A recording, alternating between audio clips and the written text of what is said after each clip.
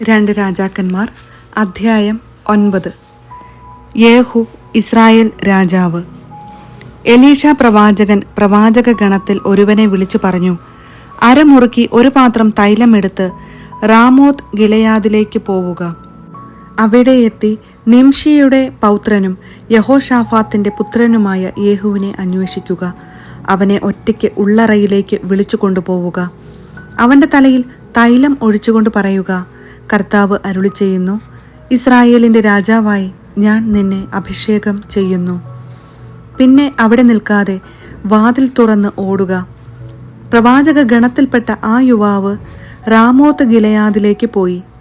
അവൻ അവിടെ ചെന്നപ്പോൾ സൈന്യാധിപന്മാർ സഭ കൂടിയിരിക്കുകയായിരുന്നു. അവൻ പറഞ്ഞു, സേനാധിപനെ ഒരു സന്ദേശം അറിയിക്കാനുണ്ട്.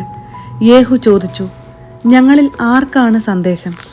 അവൻ പറഞ്ഞു, സേനാധിപ, അങ്ങേക്കു തന്നെ. അവൻ എഴുന്നേറ്റ് വീട്ടിനുള്ളിലേക്ക് കടന്നു. യുവാവ് തൈലം അവന്റെ ശിരസിൽ ഒഴിച്ചുകൊണ്ട് പറഞ്ഞു, ഇസ്രായേലിന്റെ ദൈവമായ കർത്താവ് അരുളി ചെയ്യുന്നു, ഞാൻ നിന്നെ കർത്താവിന്റെ ജനമായ ഇസ്രായേലിന്റെ മേൽ രാജാവായി അഭിഷേകം ചെയ്യുന്നു. നീ നിന്റെ യജമാനനായ ആഹാബിന്റെ ഭവനത്തെ നശിപ്പിക്കണം. അങ്ങനെ ഞാൻ എൻ്റെ പ്രവാചകന്മാരുടെയും മറ്റു ദാസന്മാരുടെയും രക്തത്തിന് ജസബെലിനോട് പ്രതികാരം ചെയ്യും. ആഹാബ് ഗൃഹം നശിക്കും. ആഹാബിന്റെ ഭവനത്തിന് ഇസ്രായേലിൽ ഉള്ള സ്വതന്ത്രനോ അടിമയോ ആയ സകല പുരുഷന്മാരെയും ഞാൻ സംഹരിക്കും. ആഹാബിന്റെ ഭവനത്തെ നെബാത്തിന്റെ പുത്രനായ ജെറോബോവാമിന്റെ ഭവനം പോലെയും അഹിയായുടെ പുത്രനായ ബാഷായുടെ ഭവനം പോലെയും ആക്കി തീർക്കും. ജസബെലിനെ നായ്ക്കൾ ജസ്രയേലിന്റെ അതിർത്തിക്കുള്ളിൽ വെച്ച് ഭക്ഷിക്കും. ആരും അവളെ സംസ്കരിക്കുകയില്ല. അനന്തരം അവൻ വാതിൽ തുറന്ന് ഓടിപ്പോയി. യേഹു തന്റെ യജമാനന്റെ സേവകന്മാരുടെ അടുത്തു വന്നപ്പോൾ അവർ ചോദിച്ചു, എന്താണ് വിശേഷം? ആ ഭ്രാന്തൻ എന്തിനാണ് നിന്റെ അടുത്തു വന്നത്? അവൻ പ്രതിവചിച്ചു, അവനും അവന്റെ സംസാര രീതിയും നിങ്ങൾക്ക് പരിചിതമാണല്ലോ. അവർ പറഞ്ഞു, അത് ശരിയല്ല, നീ ഞങ്ങളോട് പറയുക. അപ്പോൾ അവൻ പറഞ്ഞു, ഇസ്രായേലിന്റെ രാജാവായി നിന്നെ ഞാൻ അഭിഷേകം ചെയ്യുന്നു എന്ന് കർത്താവ് അരുളി ചെയ്യുന്നു എന്ന് അവൻ എന്നോട് പറഞ്ഞു. അവർ തിടുക്കത്തിൽ തങ്ങളുടെ മേലങ്കി പടിയിൽ വിരിച്ചിട്ട് കാഹളം മുഴക്കി വിളംബരം ചെയ്തു, യേഹു രാജാവായിരിക്കുന്നു, യോറാമിനെയും അഹസിയായെയും വധിക്കുന്നു. നിംഷിയുടെ പൗത്രനും യഹോഷാഫാത്തിന്റെ പുത്രനും ആയ യേഹു യോറാമിനെതിരെ ഗൂഢാലോചന നടത്തി. സിറിയ രാജാവായ ഹസായേലിനെതിരെ റാമോത്ത് ഗിലെയാദിൽ യോറാം ഇസ്രായേൽ സൈന്യത്തോടൊത്ത് പാളയമടിച്ചിരിക്കുകയായിരുന്നു. എന്നാൽ സിറിയ രാജാവായ ഹസായേലുമായുണ്ടായ യുദ്ധത്തിൽ സിറിയക്കാർ ഏൽപ്പിച്ച മുറിവുകൾ സുഖപ്പെടുത്താനായി യോറാം രാജാവ് ജസ്രയേലിലേക്ക് മടങ്ങി വന്നിരുന്നു.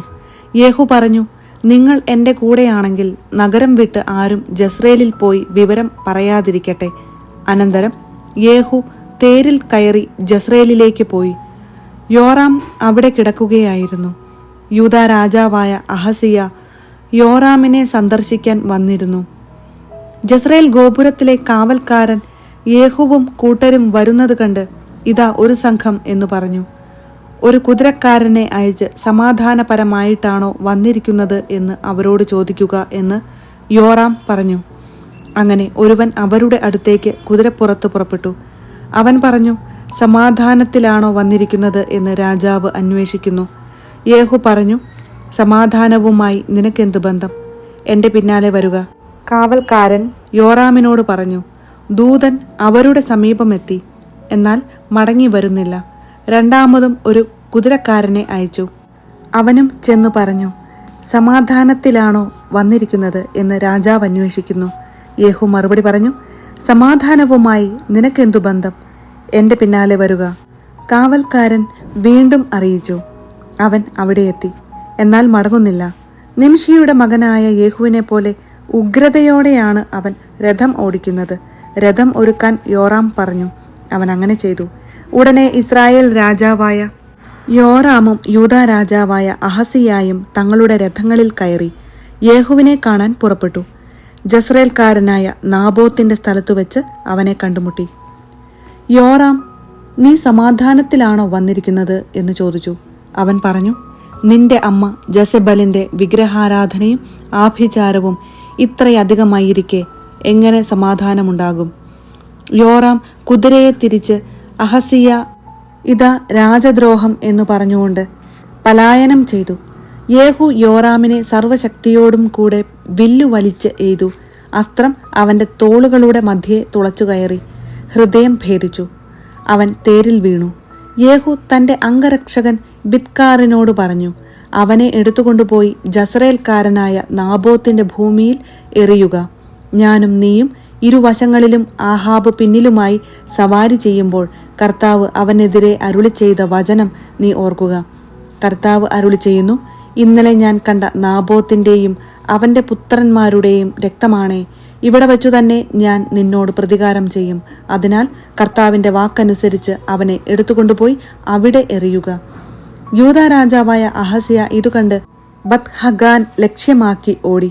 യേഹു പിന്തുടർന്നു, അവനെയും എയ്തു കൊല്ലുക എന്ന് പറഞ്ഞു.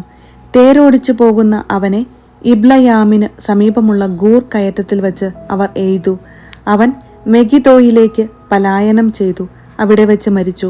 ഭൃത്യൻ അവനെ തേരിൽ കിടത്തി ദാവീദിന്റെ നഗരമായ ജെറുസലേമിൽ കൊണ്ടുവന്ന് പിതാക്കന്മാരുടെ ശവകുടീരത്തിൽ അടക്കി. ആഹാബിന്റെ മകനായ യോറാമിന്റെ 11 ഭരണവർഷം അഹസിയ യൂദായിൽ ഭരണമേറ്റു. ജസബൽ വധിക്കപ്പെടുന്നു. യേഹു ജസ്രയേലിലെത്തിയെന്ന് ജസബൽ കേട്ടു. അവൾ കണ്ണെഴുതി മുടി അലങ്കരിച്ച് കിളിവാതിലിലൂടെ പുറത്തേക്ക് നോക്കി. യേഹു പടി കടന്നപ്പോൾ അവൾ ചോദിച്ചു, യജമാനഘാതക സിമ്രി, നീ സമാധാനത്തിലോ വന്നിരിക്കുന്നത്? അവൻ കിളിവാതിലിലേക്ക് മുഖമുയർത്തി ചോദിച്ചു, ആരാണ് എൻ്റെ പക്ഷത്തുള്ളത്? 2-3 അന്തഃപുര സേവകന്മാർ അവനെ നോക്കി. അവൻ പറഞ്ഞു, അവളെ താഴേക്കെറിയുക. അവർ അങ്ങനെ ചെയ്തു. അവളുടെ രക്തം ചുവരിന്മേലും കുതിരപ്പുറത്തും ചിതറി. കുതിരകൾ അവളെ ചവിട്ടി തേച്ചു. യേഹു അകത്തു കടന്ന് ഭക്ഷിച്ച് പാനം ചെയ്തു. പിന്നെ അവൻ പറഞ്ഞു, ഇനി ശപിക്കപ്പെട്ട ആ സ്ത്രീയുടെ കാര്യം നോക്കാം. അവളെ അടക്കം ചെയ്യണം. അവൾ രാജപുത്രിയാണല്ലോ. സംസ്കരിക്കാൻ ചെന്നപ്പോൾ അവളുടെ തലയോടും പാദങ്ങളും കൈപ്പത്തികളും അല്ലാതെ അവർ ഒന്നും കണ്ടില്ല. അവർ മടങ്ങി വന്ന് വിവരമറിയിച്ചപ്പോൾ അവൻ പറഞ്ഞു, തൻ്റെ ദാസൻ തിഷ്ബ്യനായ ഏലിയായിലൂടെ കർത്താവ് അരുളി ചെയ്ത വചനം ഇതാണ്: ജസ്രയേലിന്റെ അതിർത്തിക്കുള്ളിൽ വെച്ച് ജസബലിന്റെ മാംസം നായ്ക്കൾ ഭക്ഷിക്കും. ജസബലിന്റെ ജഡം തിരിച്ചറിയാനാവാത്ത വിധം ജസ്രയേലിലെ വയലിൽ ചാണകം പോലെ കിടക്കും. ഇതാണ് ജസബൽ.